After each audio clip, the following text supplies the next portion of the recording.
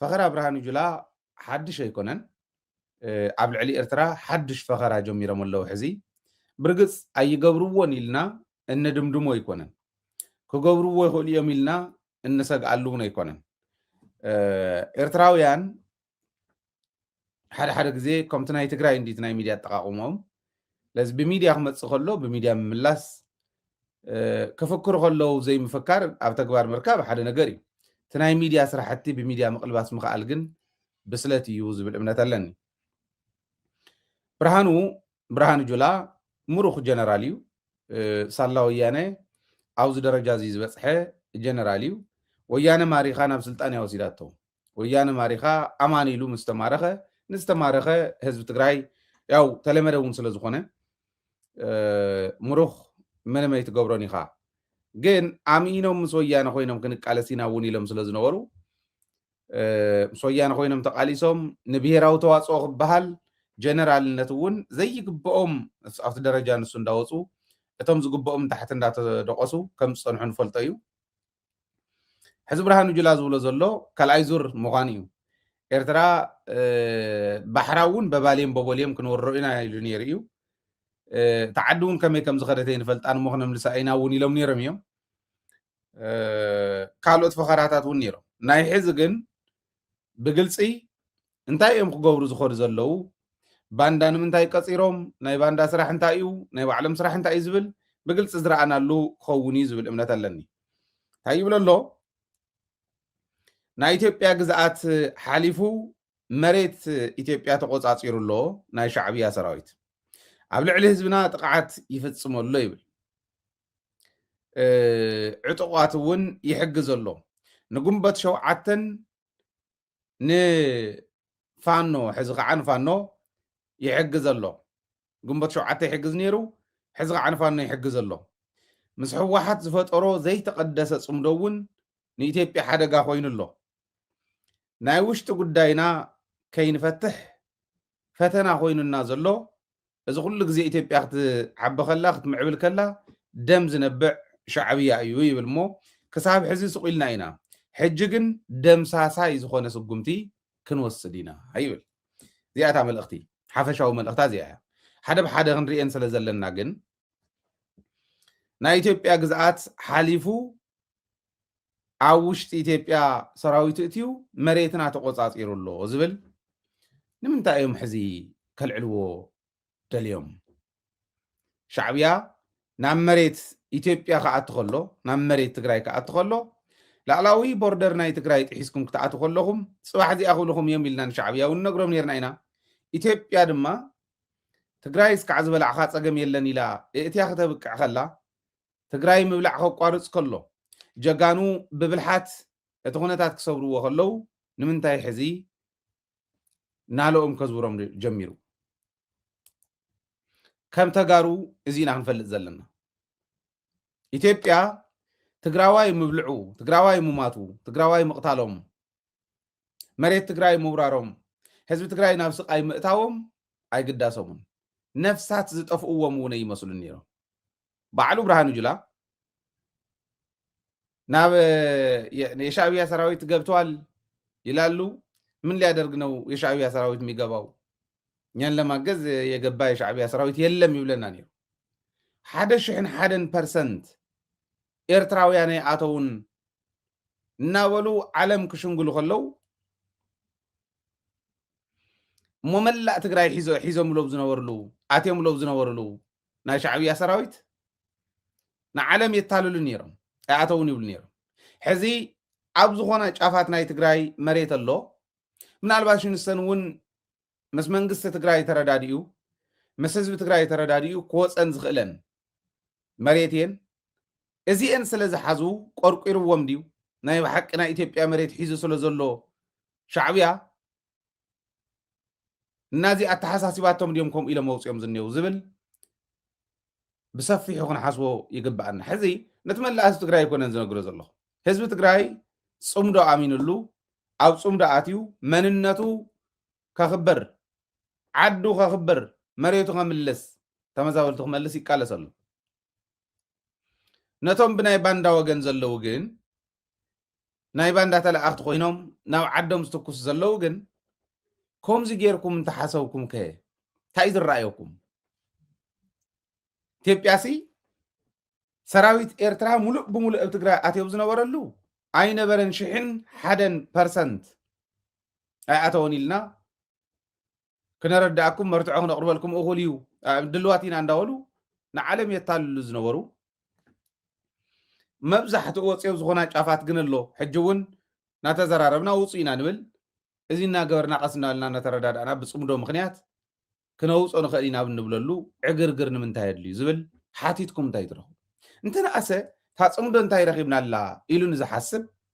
እንተነኣሰ መብዛሕትኡ ኤርትራ ሒዝዎ ዝነበረ መሬት ወፅዩ እንተነኣሰ ልዕሊ 1,000 ኪሎ ሜትር ድፋዕ ሰይርና ትድፋዕ እኮ ኣብ መንጎ ኤርትራውያንን ተጋሩን ብረት ተወዲሩ ሓልሓሊፉ እውን እንዳተታኮስካ ይኾን ነርኩት ቦርደር ነዚ ቦርደር እዚ ብፅምዶ ኢልካ ብሰላም ምፍታሕ ምኽኣል እዚ ጥቕሚ ዶ ኣይኮነን? ትጃሃራ ክንመፆ ኢና ንሳቶም ከሰናፋት ድዮም ብርሃኑ ጁላ ደምሳሳይ ዝኾነ ስጉምቲ ክንወስድ ኢና ክብል ከሎ ንኤርትራ ከይዲ ክድምስሳ ከሎስ በልደምሰን ኢላ በትሪ መውቂዓ በትሪ ሒዛ ትፀንሕ ኤርትራ ድያ ኮይና ዘይፈልጥዋ ድዮም ኮይኖም እሱ ደሓን መልሲ ኣለዎ ክንመፆ ኢና ተጋሩ ኮንኩም እዚኣ ምርዳእ ዝኣበየትኩም ግን እስኪ ንዕንዶ ንማጎትን ኣይእምኑን እዩ ኣነ እውን ክእምነኩም ዝኾነ ይኹን ሓይሊ ኣነ ኩሉ ግዜ የፅውዕ ኣብ ደደቢት ዕድል ንኸፍት ግን ንምጉት እምበር ኣይንዕፍንን ስለዚ ንዕሞ እስኪ ንማጎተሉ እዚ እዩ ሓቂ ክነርዳእኩም ወይ እንተተጋጊና እውን ክተርድኡና ርኡይ ዝኾነ ውፅኢት ዘለዎ ፅምዶ ከመይ ገይሩ ዓይኒ ምርኣይ ኣብይኩም ዝብል ሓደ ሕቶ ኮይኑ ኣሎ ኣብ ልዕሊ ህዝብና ጥቕዓት ይፍፅመሎ ይብል ናይ መን ህዝቢ ናይ መን ህዝቢ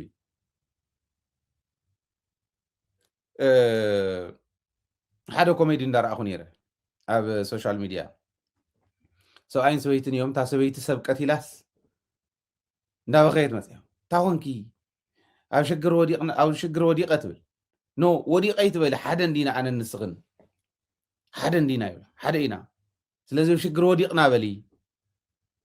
ኣብ ሽግር ወዲቐ ይትበል ኣብ ሽግር ወዲቕና በሊ ይብላ እዎ ኣብ ሽግር ወዲቕና ትብሎ እንታይ ተፈጢሩ ይብላ እሞ ሰብ ቀቲለ ንስኽን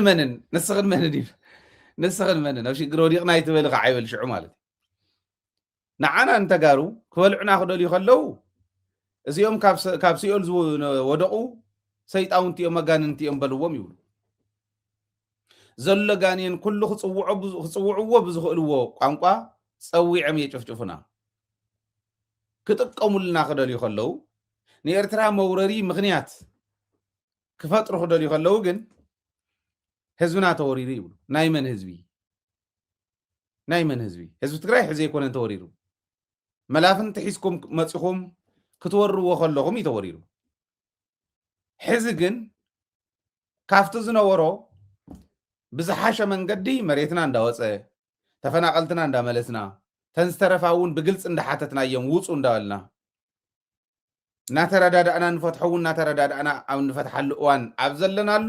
ትግራይ ምክንያት ጌርካማ ኩናት ክትከፍት ኣይትኽእልን ትግራይ ብሰላም ትፈትሐላት ጉዳይ ትግራይ ብሰላም ትፈትሐላት እቲ ጉዳይ ስለዚ በዚ ደረጃ ክርድኦ ዘይኽእል ትግራዋይ ከመይ ዝበለ እዩ ኣነ ይገርመኒ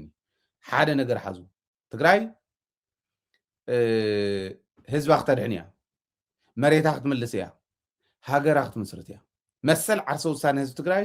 ከም ዝረጋገፅ ብስሩ ከይትጠራጠሩ ክረጋገፅ እዩ ግን ሓደ ዓብዪ ነገር ክንርድኦ ዘለና ኣብዚ እቲ ሕዚ ዝፍትና ዘሎ ንትግራይ እቲ ሕዚ ናይ ፀላእ መሳርሒ ኮይኑ ዝገጥማ ዘሎ ንትግራይ ፅባሕ ንግሆ ተናሲሑ ዘይወፆ በደል ይብድላ ከም ዘሎ ምስ ተረድኦ ሕልኑ ድቃስ ክኸሎ እዩ ዘለኣለሙ ድቃስ ዘይብሉ ክሓልፋ እዩ በዓል ፃድቃን ኣብዛ ዕድመ እዚኣ ስልጣን ዝምነይሉ ዕድመ ደ ነይራ ይመስለኩም በዓለ ሰፋ ኣብርሃ ኣብዚ ዕድመ እዚ ስልጣን ዝምነይሉ ዕድመ ዲ ይመስለኩም ሰፋ ኣብርሃ ብርግፅ ኣውዚኡ ቀረባ እውን ስለ ዝኾነ ዝሰርሖ ዘሎ ኣውዚ ንዘለውዎ ፕሮጀክታት መወድእ ዝኸውን ገንዘብ መርከቢ እዩ ገዛውቲ ዝገዝእ ዘሎ ኣብ ናይ ሮያል ፋሚሊ ኣርቲስታት ገለመለ እዞም ደሓን ዝበሃሉ ደሓን ዝበሃል ኢንካም ዘለዎም ናይ ኣውስትራልያ ዝሰርሕሉ ገዛ ዝሰርሕሉ መሬት እዩ ኣብ ዝሰርሕሉ ቦታ እዩ ዝሰርሕ ዘሎ እዚኦም ፕሮጀክቶም እዮም ንናይ ባዕሎም እዮም ከም በዓል ጻድቃን ዝበለ እውን ከምኡ ሰርሑ እዮም ጻድቃን ሳይድ ወይ ካዕታ ስልጣን ይደልየ ተኣምራት ኮ ይበቃ ከመይ ዝበለ ሕማም ከም ምኳኑ እዚኣ ምርዳእ ኣብያቶ ዲት መንእሰይከ በረኻ ዝወርድ ኣብዛ ሕዚ እዋን መሬትካ ተምልሰላ ግዜ እምበር በረኻ ወሪድካ ዓድኻ ትወግኣላ ግዜ ድያ ኮይና እዚኦም ኩሎም ክንሓስበሎም እዩ ዝግባአና ሓደ ናይ ማንም መሳርሒ ይንኹን ዓርስና ክኢልና ጠጠው ኢልና ንኸይድ ዓርስና ክኢልና ንኸይድ ዓርስኻ ክኢልካ ክትከድ ከለኻ ኣብ ትግራይ ዘይተለመደ ስለ ዝኾነ ፀግዒ እንተዘይሒዝካ ዝኾነ ፀግዒ እንተዘይሒዝካ ኩሉ ይዘጋፍዓካ ልክዕ ደደቢት ተመልከትዋ እንኸፍሎ መስዋዕትነት ክባር እዩ ኣብ ደደቢት ኮንካ ጥራሕ ኢኻ ትፈልጦ ካብ ደደቢት ወፃእ ዘሎ ክርድኦ ይኽእልን ነጊርካዮ እውን ኣሃ ኢሉ ዋላ እቲ ነጊርካዮ ዘረዳእካዮ እውን ንእለት ስቕ ኢሉ ግርም ኢልዎ ኣብቲ ከይዱ ዝርስዖ ዓይነት ኩነታት እዩ ዝስምዖም እዩ ኣብ ደደቢት ኮይኑ ጥራሕ እዩ ዝፈልጣ ኣብዚኣ ዘላ መከራ እቲኦም እውን ሕወሓት ኢሎም እዮም ዝፍርጁኻ እዚኦም ከዓ ካብታ ዝደልይዋ ክትወፅእ ከለኻ ዝኾነ ነገር ኢሎም እዮም ዝብሉኻ ህዝባዊ ኮንካ ንምኻድ ሞራል የድሊ ከም ደደቢት ከም ናይ ደደቢት ዝበለ ሞራል የድሊ ሞራል የድልየካ ናይ ህዝቢ ኮንካ ክትከይድ ከለኻ ካፍቲን ዘይትደሊ ንህዝብኻ ጥራሕ ክተሳግር ትቃለስ ዘለኻ ሰብ ኮንካ ምርካብ የድሊ እዚ ኢትዋና ክንርድኦ ዘለና ስለዚ ህዝባውያን ኩኑ መናእሰይ ብፍላይ ካብ ናይ ጻድቃን ሽርሒ ካብ ናይ ካሊእ ተልእኾ ካብ ናይ በዓል ጌታቸው ተልእኾ ካብ ናይ በዓል ኣብርሃም በላይ ክልእኾኩም ዝልእኾምን እዩ ሰብለ ካሕሳይ ትበሃል ቆልዓ ኣላ ሓንቲ ዘይንፈልጥ መሲሉዋስ እንታይ ከም ዝረኸበት እንታይ ከም ተዋሃበት ኣነ ፈልጥ እየ ዝኾነ ቆልዓ እውን ኣሎ ሎማዓንቲ ክነቃልዖ ኢና ፀኒሕና ኣብዚ ናይ ድሓር ፕሮግራማትና ናይ ኩሎም ኣለና ኢቱ ትርሲት ኣለና ክንደይ ገንዘብ ካብ መን ኣትዩሎም ዝብል ናይ ኩሎም ዳርጋ ኣለና ኣብርሃም በላይ ለምቅነ ዝእተወሎም ንገሊኦም 150 ንገሊኦም 100,000 ዝእተወሎም ኣብ ኢድና እኒሄ ትርሲት ስራሕና እዩ ሞያና እውን እዩ ነይሩ ንዘመናት እዚ ንምውፃእ እየኣብየናን ኤኒዌይ ትኸምኡ ዝበለ ኣታሊልኩም ፀረ ህዝብኩም ተዘይትስለፉ ደይሓይሽን ዝብል ምክሪ ካብኡ ምደልየ ካብኡ ግን ዕጡቃት ይሕግዙ ይብል ኣነ ሻዕብያ ዕጡቃት ዘይሕግዝ እንተሃሊ ጥራሕ እየ ክወቅሶ ብርግፅ ንቲዲኤፍ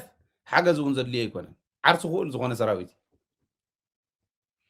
ካልኦት ዕጡቃት እንተዘይሕግዝ ሻዕብያ እየ ክወቅሶ ዝኽእል ኣነ ምክንያቱ ብዓፋር ገፅ ናይ ኤርትራ ዓፋር ናይ ቀይሕ ባሕሪ ዓፋር ኢሉ ሰራዊት ተፍሪሉ ፓርቲ ተፍሪሉ ኣቕሚጡሉ እኒሄ ብርጌድ ንሓመዱ ኢሉ ብርጌድ ንሓመዱ ያው ቅድም ኢሎም ቃልስዎ ዝነበሩ ዝገብርዎ ዝነበሩ ቃልሲ እንታይ ምዃኑ ንፈልጦ ኢና ነድንቆ ኢና ኣነ ክብርለኒ ነቱ ዝገበርዎ በፍፅም ኣብ ዝኾነ ይኹን እዋን ዘይክሕዶ ኣስተዋፅኦ ገይሮም እዮም ብርጌድ ንሓመዱ ኣብ ናይ ትግራይ ቃልሲ እዚኣ ክብል ከለኹ ገለ ሰባት ደስ ዘይብሎም ከም ዘለው ይርዳእኒ ትርድኡን እውን ትኾኑ ደስ ዘይብሎም ኣለው ብርጌድ ንሓመዱ ኢልኩም እዚ ፀላኢ ኤርትራ ዝኾነ ገለ ክብሉ እዮም ኤርትራውያን እውን ኣውፅምዶ ዘለው ኣነ ከም ሓደ ትግራዋይ ብርጌድ ንሓመዱ ዝገበርዎ ኣስተዋፅኦ ኣብ ዝኾነ ይኹን እዋን ኣይርስዖን ዋላ ኣብቲ እዋን ንሱ እንታይ እዮም ተኣምር ሰሪሖም ዝብሉ እውን ኣለው እንድዮም ኣብቲ እዋን ንሱ ኣብቲ ፀቢብ እዋን ምሳይ ባንዴሩ ሒዙ ባንዴራ ኤርትራ ሒዙ ምሳይ ምስላፉ ንባዕሉ ንዓይ ናይ ሕልን ዓግበት ይበኒ ነይሩ ነቲ ካሊእ ከምኡ ዝተጎድአ ትግራዋይ ናይ ሕልን ዓግበት ይዎ ነይሩ ተነዓሰ ሞራል መሃብ ኣብቲ ግዜ ንሱ ዓብዪ ኣስተዋፅኦ ነይሩ ጥንስቲ ሰበይቲ ኣብ ዝጠነሰትሉ ደስ ዝብላ ምግቢ ደስ ዝብላ ዝኾነ ነገር ንዝሃባ ሰብ ኣይትርስዖን እቲ ሸኽሚ እዩ ከምኡ ዝገብር ኣባና ዝነበረ ሸኽሚ ኣብ ካሊእ እውን ይብፃሕ ንኻሊእ ንፀላኢኻ እውን ትምነየሉ ኣይኮነን ኣብቲ እዋን ንሱ ምሕጋዞም ኣይንርስዖም ሕዚ ግን ዘለውሉ ፖለቲክሊ እንዲና ክንግምግሞ ኣይኣምነሉን ኣነ ቶም ብርጌድ ንሓመዱ ብደገ ዝኔው ኩሎም ማለት ኣይኮነን ቶም ምስ ኢትዮጵያ ኮይና ንኤርትራ ወቂዕና ንኢሳያስ ወጊድና ከምዚኢት መፍትሒ ኢሎም ዝኸዱ ግን ኣይኣምነሉን ኣነ ትኽክል ኣይኮነን ምክንያቱ ዓድኹም ክተብልዑ ኢኹም ልክዕኹም ቶም ናህና ማለት ከምቶም ናህና ቶም ሸፋቱ ሸፊትካ ፀረ ዓድኻ ኮይንካ ናብ ዓድኻ ናብ መሬት ዓድኻ ሓንቲ ዓረር ክትድርቢ ከለኻ ሓደ ሰብ ትቐትል ኣለኻ ፀላእ ዝደልዩ ከዓ ንሱ እዩ ነንባዕልና ክንበታተን እዩ ዝደሊ ልክዕ ከማና ብወዳልዩ ምሎም ኣለዉ ዕጡቃት ይሕግዙ ኣለዉ ዝብሎም ንሻዕብያ ሓደ ንመን እዮም ሓጊዞም ካልኣይ እንተዘይ ሓጊዞም እዮም ክፅረፉ ዘለዎም እምበር በላዕቲ እንዳዳለወሎም በዚስ ክወረኩም እየ ባሕርኩም እንዳበሎም ክወረኩም እየ መሬትኩም ከመይ ከም ዝኸድኩም እውን ይፈልጥ እንዳበለ ላዕላውነት ደፊሩ እንዳኸደ ከምዚ እናተገበረ እናሃለወ ኢትዮጵያ ዕጡቃት ትድግፈላ ስለ ዝበልዎ እዚ ፕሮፓጋንዳ ኮይኑስ እንድሕሪት ክመልሶ እዩ ዝብል እምነት ይብለይ ክመልሶ እውን የብሉን ጌጋ እዩ ዘይድግፍ እንተኮይኑ ንዕጡቃት ንፋኖ ዘይድግፍ እንተኮይኑ ንኦላ ዘይድግፍ እንተኮይኑ ንናይ ዓፋር ንእጉግመ ንዓፋር ዲሞክራሲያዊ ፓርቲ ንናይ ቤንሻንጉል ንናይ ጋምቤላ ንናይ ኦላ እውን ካልኦት እውን ናይ ሶማልያ እውን ናይ ኦጋዴን እንተይተረፈ ነዚኦም ዘይድግፍ እንተኮይኑ ሻዕብያ ክንቀፍ ኣለዎ ምክንያቱ ኢትዮጵያ ሸፋቱ ኣዳልያትሉ ዓዱ ክትበልዕ ሃገር ክትበልዕ ብትኸደሉ እዋን ዝድቅስ እንተኮይኑ ሻዕብያ ክግምገም ዘለዎ ብኡ እምበር ብምሕጋዞ ኣይኮነን እየ ዝብል እዚዩ ርትዓዊ ዝኾነ ገምጋመ እዩ ኣብ ትግራይ ግን ዝተሓገዘ የለ ሓቢሩ ስልጠና ዝገበረ የለ ሓሶት ፕሮፓጋንዳ ኣጣቢቕካ ካብ ሰማይን መሬትን ሓሶት ኣጣቢቕካ ምዝራብ ናቶም መለክዒ እዩ ሚዛኖም እዮም ዘርዩና ዘለዉ ሰኢልና ኸም ኢልና ይንገድፎን ሓሰውቲ ኢኹም ኣብ መሬት ትግራይ ኣብ ሰሜን ምብራቅ ይብሉ ኣብ ደቡብ ምብራቅ ኣብ ሰሜን ምዕራብ ይብሉ ኣብዚ ከባቢ እዚ ከምዚ ስልጠና ኣሎ ይብሉ የለን ሻዕብያን ቲዲኤፍን ሓቢሮም ዝሰልጠንሉ ቦታ የለን ሻዕብያን ቲዲኤፍ ዝሓገዘሉ ኩነታት የለን ባንዳ ተጠቂሙ ግን ባንዳታት ተጠቂሞም እንተሎተን ዝጨፍጨፍዎን ኣይስዙ በናናን በርበረን ዝሓዛ ነቲ በናናስ ነቲ በርበረስ ኣፅዋሪ ኢሎም ዝዛረቡ ከም በዓል ጣዓመ ዝበሉ ናይ ድንቁርና ልክዕ ዝኾኑ ሰባት ኣዳሊ ግን ይዛረብ ኣሎ ነዚኦም በብመዓልቱ እንዳቃልዕና ህዝብና እውን ብትክክል ክርድኦም እንዳገበርና ንኸደ ኣለና እታ ክንገብራ ዝግባአና ንሳ ስለ ዝኾነት ሕዚ ማለት ካብዚኣ ወፃኢ ካሊእ የላ ንሳቶም ካብዚ ድስኩርዎ ወፃኢ ካሊእ ተኣምር ኣይረኣናን ማለት እዩ እና ዝተሓገዘ ዕጡቕ የለን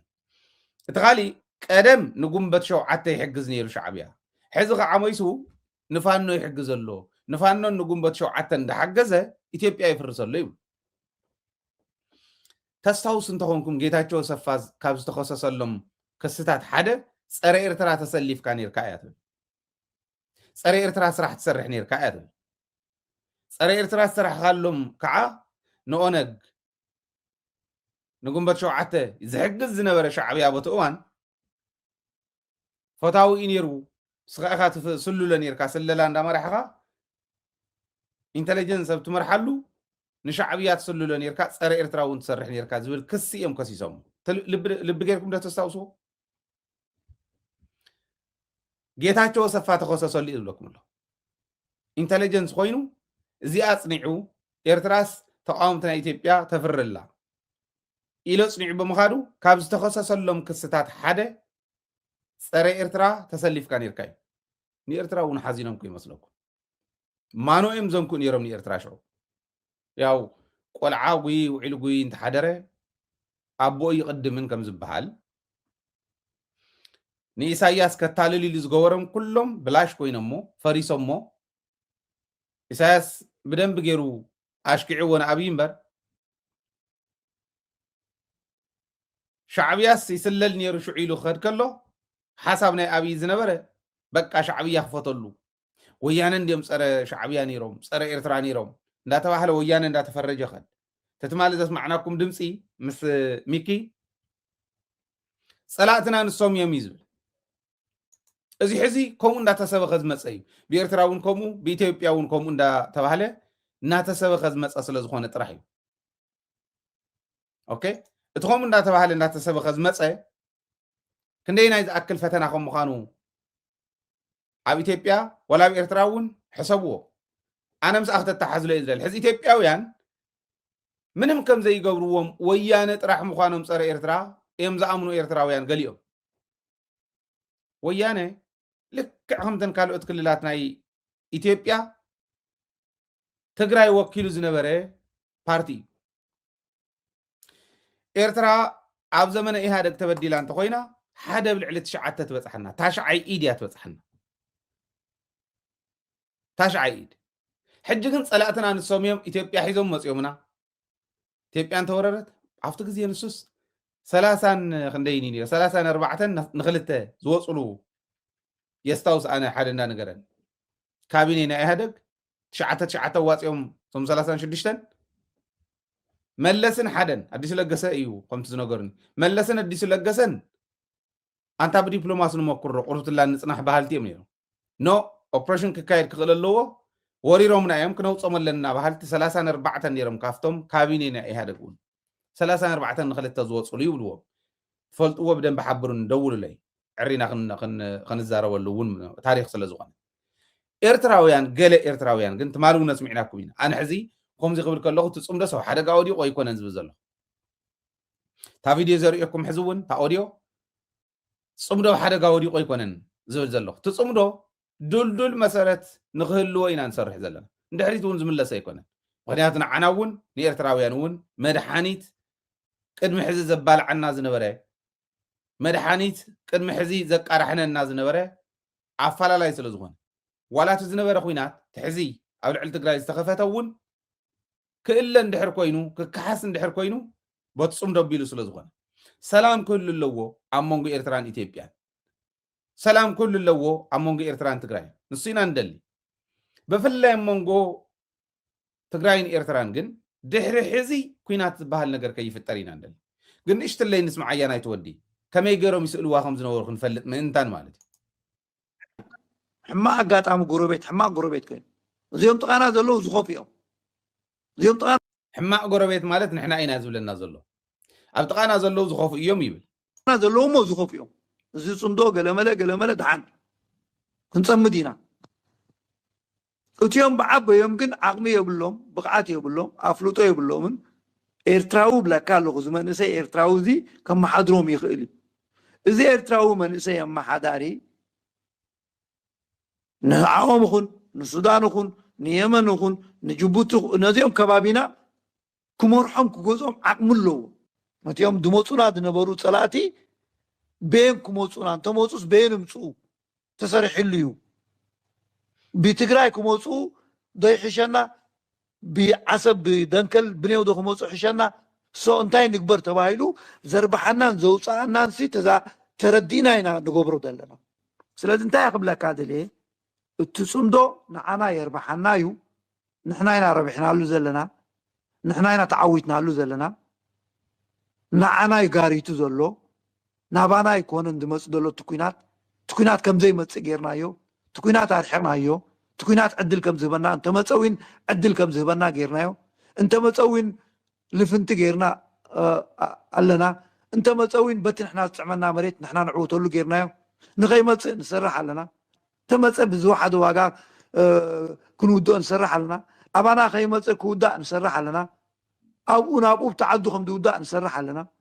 እትዮም ፀሚድና ዘለና ንሶም ውን ፀሚዶም ንካልእ ከም ዘፅምዱ ንገብር ኣለና ኣብቲ ዶብ ዘሎ እንተመፂኻ ውን እቲ ምስ ትግራይ ዘዳውበና ዘሎ ህዝብታት ኣካል ህዝብና ናይ ንግዲ ናይ ስፔዛ ገብር ኣሎ ሕጂ እዚ ሩፍታ እዚ ንባዕሉ ንዓና ዕድል ሂብና ኣብ ውሽጥና ክንሰርሕ ኣብ ውሽጥና ፀገማትና ክንፈትሕ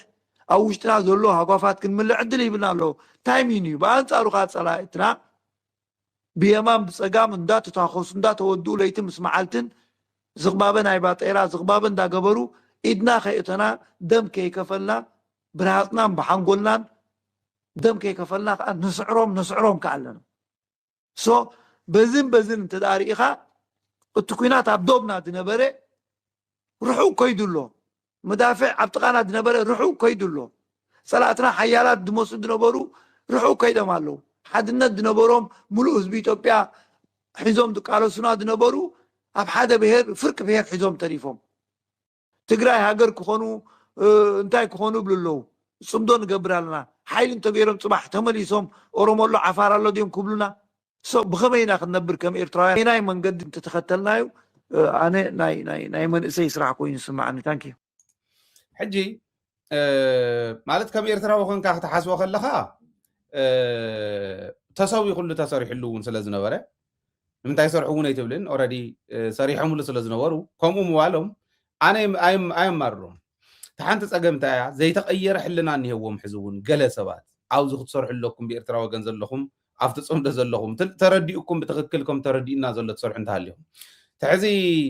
ናይ ትግራይ ሃገርነትን ናይ ካሊእን ድሕር ዕርዮም ዓብዮም እንተጠንኪሮም ተመሊሶም ክመፁና እዮም እዚኣቶም ካፍቶም ዘይተፀረጉ ሕልና ካፍቶም ዕርዮም ዘይተወልወሉ ዕርዮም ዘይተማሃሩ ሕልናታት ሓደ እዩ ንሕና ክንጥንክርን ክንደክምን ኣብ ባዕልና እዩ ዝምርኮስ ማንም ንድሕሪት ክመልሰና ይኽእል ንሕና ዓርስና ክኢልና ኣብ ዓርሶም ርኮስ ኣሚንና ልክዕ ከምቲ ንሱ ዝብሎ ዘሎ እዞም ጎረቤትና እዮም ዝኸፍኡ እዞም ኣብዙ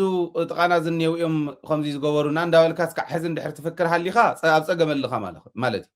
ንሕና ኣብ ርእስና ተሸኪምና ንኸይድ ፖይዝን የለን ርእስና ከመይ ዓድና ንቐይር እዩ ከመይ ዝነበረ ልምዓት ብዝሓየለ ፍጥነት ነቕፅሎ እዩ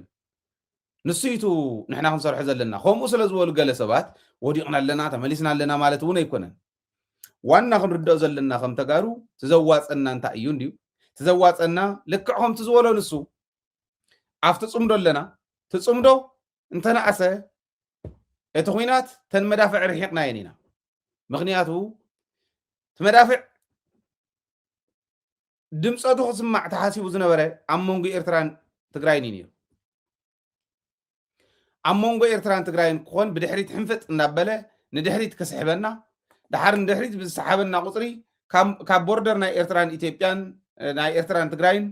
እናተሰሓበን ኣብ ማእኸል ትግራይ ክመፅእ ኩናት ኣብ ማእኸል ትግራይ ኮይኑ ትግራይ ዓውደ ኩናት ክትከውን እዩ ተሓሲቡ ነይሩ ፅምዶ ብምፍጣርና ልክዕ እዩ ፅምዶ ብምፍጣሮም ነቲ ኩናት ኣርሒቖም እዮም ፅምዶ ብምፍጣርና ነቲ ኩናት ኣርሒቕና ኢና ንሕና እውን እንታይ ክኾን ነይርዎ ይመስለኩም ልቢ እንተዘለዎ ሰብ እዚ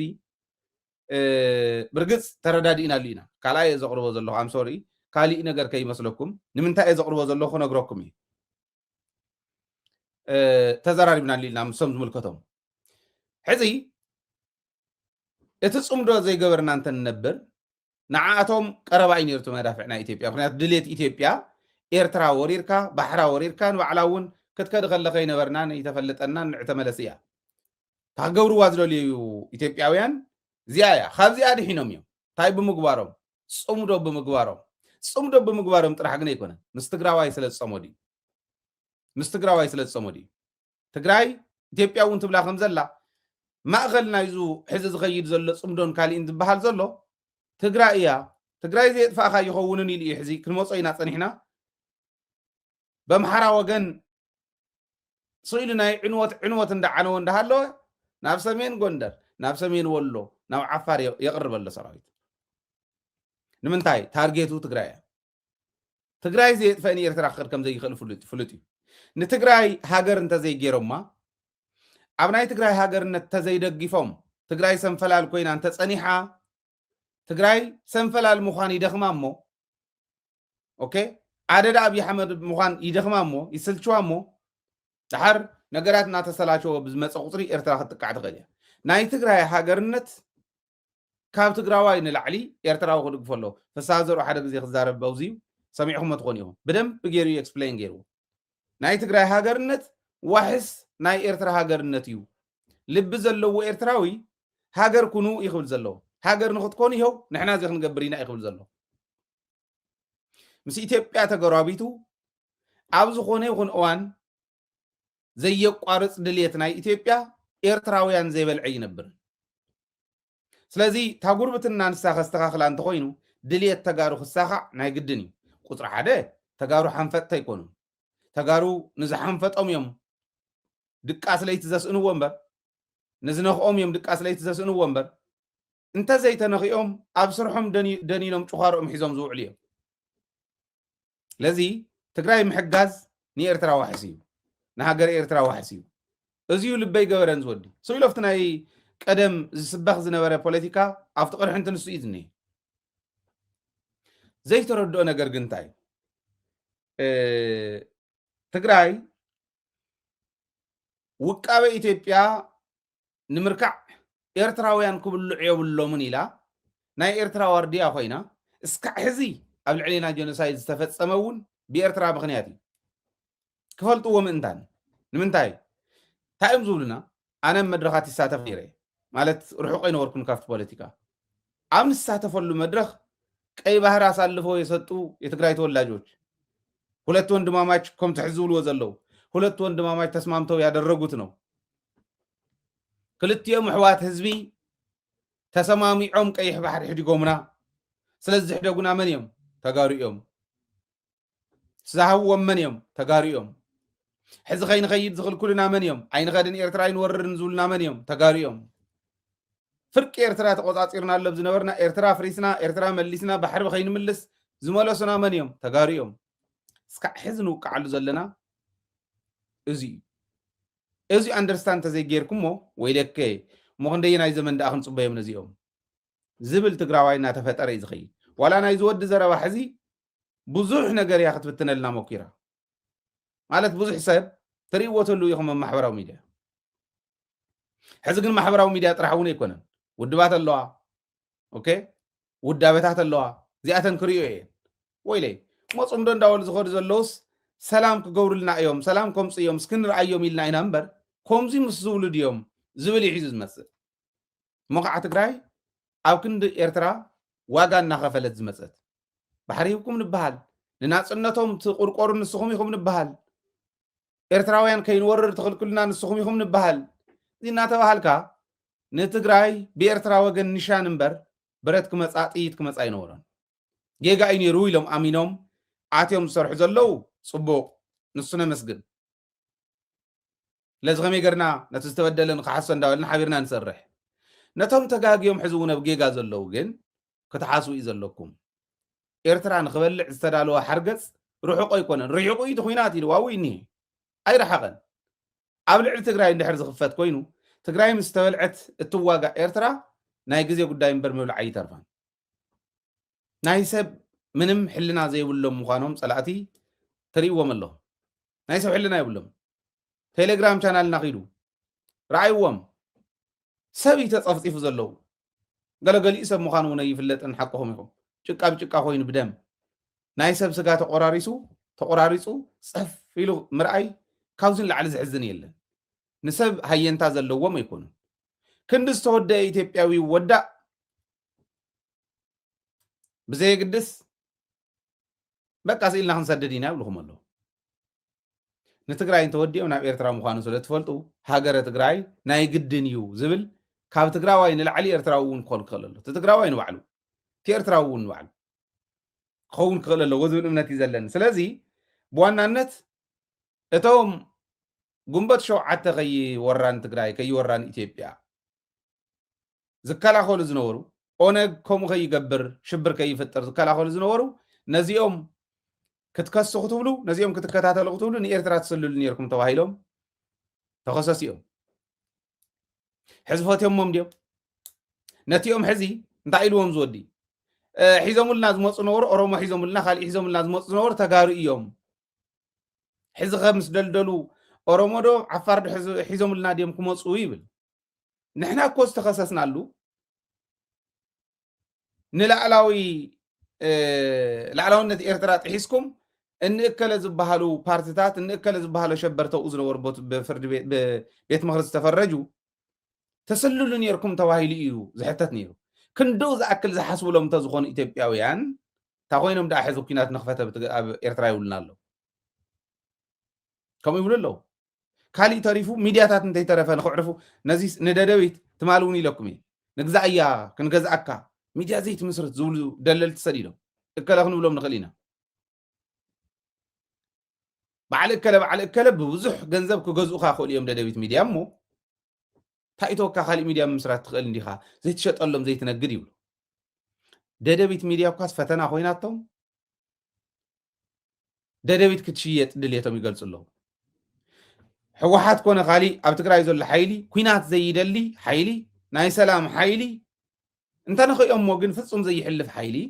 ንኽዓርፈሎም ይደልዮ ንምንታይ ንኤርትራ ናይ ምውፋር ናይ ምዝማት ኤርትራ ናይ ምውራር ጉዳይ ናይ ግዜ ጉዳይ ብኢትዮጵያ ዓይኒ ክርአ ከሎ ናይ ግዜ ጉዳይ ሕዚ ዝረሓቐት መሲላቶ ኣላ ዝወዲ እዚ ምናልባሽ ኣነ ብሂወት ስካዕ ዘለኹ ትንበር ካብኡ ግን ባዕላ ትፈልጥ እንተይሉ ንወለዶ ዘይሓስብ እንተኮይኑ ፅቡቅ ንወለዶ ዝሓስብ ንዓዱ ዝሓስብ እንተኮይኑ ግን ከምኡ ኣይኮነን ተኣናልስስ ኢትዮጵያ ኣብ ዝኾነ ይኹን እዋን ዓቕሚ ብዝረኸበትሉ ንኤርትራ ከም ትወፍር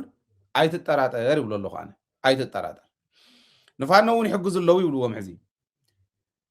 ብርግፅ ንፋኖ ዝሕግዙ እንተሎ ወያነ እዮም እዮም ዝብሉ ንዋጋእ ዘለና ኢሉ ቢሮ ሰላምን ፀጥታን ናይ ኣምሓራ ንዋጋእ ዘለና ምስ ወያነን ምስ ሻዕብያን እዩ ሰንተር ናይ ሎጂስቲክስ ሰንተር ናይ ፖለቲካውን ወታደራውን ስልጠና ተልእኾ መቐለ ነስመራንየን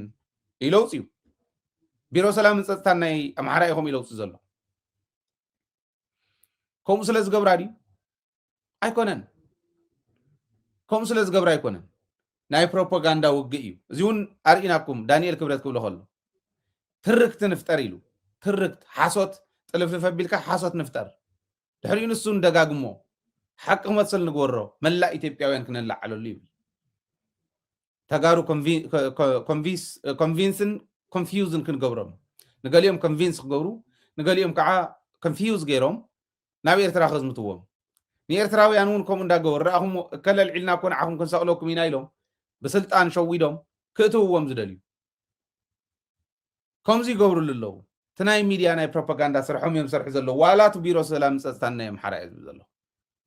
መርካብ ትግራይ ዝመፆም ስለ ዘሎ ኣይኮነን ፋኖ ዝገብሮ ዘሎ ክንመፅ ኢና ሎሚ እውን ካሊእ ኣብነት ኣለና መዓት እዮም ቶም ዝተፀፍፀፉ ኣብ ቴሌግራም መቕሚጥና ኣልኩም ኣለና ሕዚ ናይ ውሽጢ ጉዳይና ከይንፈትሕ ፈተና ኮይንና ዘሎ ኤርትራ እዩ ከዓ ይብሉ ናይ ብርሃኑ ኢና ዘለና ሕዚ ናይ ውሽጢ ጉዳይ ከይፍታሕ ብርሃኑ ከም ዝብሎ ዘሎስ ሻዕብያ ዲ ፈተና ኮይንዋን ኢትዮጵያ ናይ ኢትዮጵያ ጉዳይ ንኽፍታሕ እኮ ናይ ትግራይ ሕቶ ምምላስ እዩ ናይ ኣምሓራ ሕቶ ምምላስ እዩ ናይ ኦሮሞ ሕቶ ምምላስ እዩ ትግራይ መሬተ እያ ኢላ መሬታ ሒዞም እንዳሃለው በቃ ትፀገም ሻዕብያ ከምኡ ይብል ስለ ዘሎ እዩ ሳዲቅ ቁርቁራቶም መሲልኩም ሓደ ግዜ ዘይነስተውዕለሎም ኣብዚ እውን ዘይሰርሐናሎም ዝሓልፉና ነገራት ኣለዉ ጌታቸው ረዳ ታይልስ ኣነ ዘተሓሳስበኒ ዘሎ ሕዚ ብጣዕሚ ዘጉሄኒ ዘሎ ዘናስሕኒ ዘሎስ ኣብ ስልጣን እንዳሃለኹ ንወዲ ወረደ ዘይምብራረይ እዩ ይብል እዚ ጌታቸው ዝበለ ኣብ ስልጣን እንዳሃለወስ ተፈናቀልቲ ምምላሱ ዘይምምላሱ ኣይተሓሳስበኒ ጌታቸው ኣብ ስልጣን እንዳሃለወስ መሬት ትግራይ ዘይምምላሱ ኣይተሓሳስበኒ ጌታቸው ኣብ ስልጣን እንዳሃለወ ስለ ትግራይ ዝበሃል ሓንቲ መዓልቲ ከፊሉ ክሓስብ ዘይምኽኣሉ እቶም ንትግራይ ዝቃለሱ ዝነበሩ ዓለም ዘቋቆመቶም በዓል ኢክሪ ንኽፈርሱ ምግባሩ ኣየናስሖኒ ጌታቸው ዘናስሐቶ ንታደሰ ዘይምብራሩ እዩ ኣነ ይገርመኒ ሓደ ግዜ መስሓቅ እንዲ ከም ዝበሉ ክሓስብ ከለኹ ናብ ኢትዮጵያ ከምፆ ከለኹ ንብርሃኑ ፀገም ኢትዮጵያ ዝፍታሕ ናይ ውሽጢ ፀገም ናይ ኢትዮጵያ ዝፍታሕስ ኤርትራ እንተዘይሃልያ እዩ ስለዚ ኤርትራ ከጥፍእ ኣለዎ ናይ መጀመርያ ደምሳሳይ ዝኾነ ውግእ ክነካይድ ኣለና ዝብል ዘለዉ ነዚ ኤርትራ እንተዘይጠፊኣስ ናይ ውሽጢ ጉዳይና ይፍታሕን ኢሎም እያም ናይ ውሽጢ ጉዳይና ኢትዮጵያ እስኪ ንትግራይ ላዕላዊ መሬታ መልሰላ ተመዛበልታ ክትምልስ መሬታ ክተመሓደር መንግስቲ ከም መንግስቲ ጠጠው ኢሉ ህዝቡ ከመሓደር ግበር ኣብ ካሊእ ከባቢ ዘለውን ከምኡ ግበር ኢትዮጵያ እኮ ናይ ውሽጢ ሃፍታ እንተትጥቀም ነይራ ባሕሪ ምምዕዳው እውን የድልያ እቲ ባሕሪ ብክራይ ትርከቦ ኣብ ውሽጢ ግን ኢትዮጵያ ኣብ ማይ ንኣብነት ወተር ሪሶርስ ስለ ዝኾነ ናተይ ሞያ ኣብ ማይን መዓድንን ከም ሃይድሮጂኦሎጂስት ከም ናይ ከርሰ ምድሪ ማይን መዓድንን በዓል ሞያ ኢትዮጵያ ኣፍሪካውያን ኩልኩም ካሊእ ምህርቲ ክተምርቱ ኣየድልየኩምን ይኸው ካብ ኢትዮጵያ ግዙ ኢላ ካብ ኢትዮጵያ ኩሉ ትፍሰስ ተፋሰስ ክተቕርብ እትኽእል ልሙዕ መሬት ማዕድን ዝተመልኦ ከርሰ ምድሪ ማይ ሙሉእ ዘይጎደለ ኣብ ዝኾነ ይኹን ኩርናዕ ኢትዮጵያ ሶማሌ ኸይድና ዘውፃናዮ ናይ ዓለሙዲን 42 ሚልዮን በቲ ግዜ ሂብናስ ሶማሌ ኸይድና ዝሰራሕናዮ ስራሕቲ ብዙሕ እዩ ማይ ኤክስፖርት ምግባር ጀሚራ ነይራ ኢትዮጵያ ልክዕ ከም እስራኤል ንጆርዳን ማይ ኤክስፖርት ትገብረላ ማይ ናይ ባዕላ ብልፂጋስ ማይ ኤክስፖርት ትገብር ኢትዮጵያ ኣበልፂጋት ተይኮነትን ባዕላ ብተፈጥሮ ዝተዓደለቶ ማይ እዩ እዚ እውን ኣብ ጅቡቲ ኤክስፖርት ትገብር ነይራ ማይ ካብ ሽንሊ መሬት ኢትዮጵያ ኩሉ እንተዝለምዕ ሩዋታት ኢትዮጵያ ኩሎም እንተዝለምዑ ቃላያት ኢትዮጵያ ኩሎም እንተዝለምዑ ማዕድን ኢትዮጵያ እንተዝወፅእ ኣብኡ ኢንቨስት እንተንገብር ዝተበደለ እንተዝከሓስ ነይሩ እንታይ ናብ ኤርትራ ይኸይደካ ባሕሪ ናይ ማንም ባሕሪ ክትጥቀም ትኽእል ኢኻ ኤርትራውያን እውን ዝመፁልካ ሽዑ እዩ ፍኮርስ ሃገሮም ገዲፎም ክመፅኦም ማለት ኣይኮነን መስዋዕትነት ዝረኸብዎ ብቕልፅሞም ዝረኸብዎ ሃገር እያ ግን ንኤርትራ ኮነ ንጅቡቲ ንካሊእ እስኪ ኮንፌደሬሽን ንሕሰብ ናብ ዝብል ክትወስዶ ትኽእል ብሓይለ ኣይኮነን ንደንቆሮ ብረት ስለ ዝረኣየ ወይ ድሮን ወይ ኣየር ስለ ዝረኣየ ሓፂን መፂን ክርኢ ከሎ ሓፂን ዝኾነ እዩ ዝመስሎ ወየ ባኮታት እዮም ክሓስብዎ ወይ ይኽእሉን ከምኡ ኢትዮጵያ መግደፍዋ ትግራይ ባዕላ ባሕሪ ስለ ዘይብላስ ወደብ ስለ ዘይብላስ ትመውት እያ ማለት ኣይኮነን ናይ ትግራይ ሪሶርስ ኣውፅኡ ዝተወሰነ ክፋል ናይቲ ሪሶርስ እዩ ክራይ ዝወስድ እንተሃሊካ ፅቡቕ እዩ ብነፃ ትረኽቦ ኣለኻ ማለት እዩ ሪሶርስካ እውን ብነፃ ተውፅእ ኣለኻ ተለኻ ማለት እዩ እንድሕር ዘይብልካ ግን ሞት ማለት ኣይኮነን ሩዋንዳ ረኣይዋ ኣብ ኣፍሪካ እውን ኮዝ ዓብያ እኒዋ ከም በዓል ሩዋንዳ ዝበላስ መርኣያ ዝኾና እኒዋ ላንድ ሎክድ ዝኾነ ዓድታት ጣዕሚ ዝማዕበላ ብዙሓት እየን መርኣያ ኣሎ ስለዚ ናይ ኢትዮጵያ ፀገም ዘይምፍታሕ ምክንያት ዝኾነ ኤርትራ ኣይኮነን ወይ ንዕቑ ሩዋንዳ ኣሎ እንታይ ድዮም ዝበሉ ብሓደ ዓመት እንወልዶ ህዝቢ ዘለዋ ዓዲያ ኢሎም ዝወደቐት ዓዲያ ኢሎም ዝኣረገ እንታይ እዮም ዝበልዋ ዝኣረገ ግረዊና ዓይነት እያት ዓዲ ኢሎማ ከምኡ እንድሕር ኮይና እንታይ እዮም ክንዲ ዝኣክል ዘጋጅፍዋ ዳ እንተኢልኩም ኩሉ ፕሮፓጋንዳ እዩ በዚ ምእመን የብሉ በዚ ምእመን የብሉ ናይ ባዕሎም ሪሶርስ ኣውፅኦም ክጥቀሙ ዘይኽእሉ መሬት ኣብ ክንዲ ምህርቲ ዕምበባ ተኺሎም ኣልሚዕና ኢሎም ዝኸዱ ከም ዝበለ ናይ ደንቆሮ ኣካይዳ ከመይ ገሪ ኢትዮጵያ ከልምዓ ንኤርትራ ኮምፕሌን እንዳገበርካ ምንባር ከዋፀይ ይኽእልን ኢለ ዝሓስብ ግን እንተቐፂሎም ክንሪኦም ኢና እንታይ ከም ዝኸውን ክሳብ ሕጂ ስቑኢልና ኢና ይብለፍቲ መወዳእታ ሕጂ ግን ደምሳሳይ ዝኾነ ስጉምቲ ንምውሳድ ተዳሊና ኢና በቃ እኮ ካሊእ ይብል ኤርትራስ ከም ዝብለ ዝበደለትና መሬት ናይ እምነት ናብ መሬት ትግራይ ኣትያ ካሊእ ነገር ገይራ ኢለ ዝሓስብ እንተኮይኑ ካብ መሬት ትግራይ ንምውፃእ ከምዚ ክንገብር ኢና ኣይኮነን ንኤርትራ ንምድምሳስ ደምሳሳይ ዝኾነ ኩናት ንምግባር ስጉምቲ ንምውሳድ ተዳሊና ኢና ይብል ከምዚ ምስ ዝበሉ ኮንካ ድዩ ከምዚ ምስ ዝበሉ ተጎራቢትካ ድዩ ተዓንተ ወይ ዝብለ ዝነበረ ክበሃል ስለዚ ንዕኦም ኣርምዎም ኣነ እንስሳት እየ ዝብሎም እዞም ከም ዝበሉ ዘይርድኦም እንስሳትኩም ኣርንቡ ዝበልክዎም ሓደ ግዜ እውን ሓደ ገፅ ናይ ብዕራይ ዝመስል ሰብኣይ መፅኡ ከምኡ ኣብ ልዕሊ ትግራይ ዝዛረብ ዝነበረ ኣርኒቦሞም እዮም ከዓ ብትክክል እውን እቶም ፍፅም ዶ ዘለዉ ብደንብ ብኣግባቡ ኣስተኻኺሎሞም እዮም ነዚ ከም ዝበለ እውን ኣስተኻኽልዎ ጌጋ እዩ እታ ትዕቢት ከም ዝበለት ትዕቢት ንባዕልካ እያ ተብልዓካ ጀኒውን ዝኾነ ረኽቢ እንተዘይጌርካ ትግራይ ሳህተት እንዳበለ ይኮነን ክመፀልካ ትግራይ እውን ናይ ባዕሉ ይሰርሕ ሓቢርና ኮይና ፀላእትና ናይ ሓባር ፀላእቲ ስዒርና ህዝብና ንቅድሚት ክነሳግር ኢና ዝብል ክስዕረና ክኽእል ኣሎ ሰላም ዘላቕ ክኸውን ምእንታን ዝብል ከቕምጥ ደልየ ናይ ብርሃኑ ጁላ ደምሳሳይ ዝኾነ ስጉምቲ ክንወስድ ኢና ግን ንሕና ይርዳእና እዩ ኤርትራ ድሕሪ ምድምሳስ ናበይ ምዃኑ ግልፂ እዩ ንሱ ስለ ዝርዳእና እውን ኢና ንቃለስ ምክንያቱ ኤርትራ እንተይ ተረፈ ሒዞም መብሊዖም ምኻስ ከመይ ገርና ኢና ናይ ትማል ክንርስዖ ኢሎም ዝኣምኑ ቦታ ሓደ ገፅ ፀላእትና ደናቆር እዮም ወለድና ከም ዝብልዎ ደንቆሮ ፀላእ ይሃብካ እዩ ፀላኢኻ ስለባም ይግበረልካ እዩ ትኽክል እዩ ደናቁር ምዃኖም ከዓ ፕሪዲክት ክንገብሮም እንኽእል ሰባት እዮም ኢትዮጵያ ዝሃለወ ሪሶርስ እንተዝህልዋ ምንም ዓይነት ተኣምር ክትሰርሕ ዘይትኽእል ዓዲ ኣብ ትግራይ ኤርትራውያን ተዘይኣት ነይሮም እንታይ ክኸውን ከም ዝነበረ ምሕሳቡ ቀሊል እዩ ሕጂ ከዓ ኣብ መላእ ኢትዮጵያ ከምቲ ዘለዎ ኮይኑ ኣብ ዘለሉ መሬትና ከመይ ነምልስ ካሊእ ከመይ ንገብር መሰል ዓርሰ ውሳናና ከመይ ነረጋግፅ ዝብል ቀሊል እዩ ንትግራይ እንተሓሲብናሉ እንተሰሪሕና ሓድነትና ፅኒዕና እንተሰሪሕና ዝብል ከቕምጥ